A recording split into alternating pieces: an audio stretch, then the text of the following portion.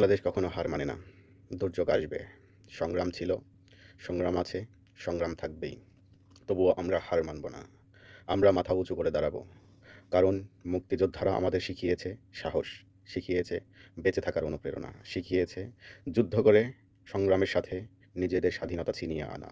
তারা আরও শিখিয়েছে বাংলাদেশকে সার্বভৌমত্ব রাষ্ট্রে পরিণত করে শিক্ষা, শান্তি, প্রগতি দ্বারা উন্নত উন্নয়নের শিখরে পৌঁছে দিতে বাংলাদেশকে। আর আমরা সেই বাংলাদেশের অতন্দ্র প্রহরী।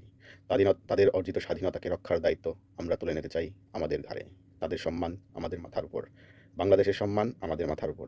এই সম্মানের শ্লীলতাহানি কখনোই বাংলাদেশের মানুষ মেনে নেবে না। আজ যারা বাংলাদেশের স্বাধীনতাকে কলুষিত করছো, তাদেরকে কিছু বলতে চাই। তোমরা তারপরও করেছো যারা তোমাকে জন্ম দিয়েছে। তোমরা তাদের সাথেই গাদ্দারি করেছো যারা তোমাকে মুক্তি দিয়েছে। তোমরা তাদের সাথেই বেইমানি করেছো যাদের কেড়ে আনা ভাষায় তুমি কথা বলো। যাদের সাথে তুমি বেইমানি করছো, তারাই ছিল তোমাদের গৌরব। আজ তাদের তুমি কলুষিত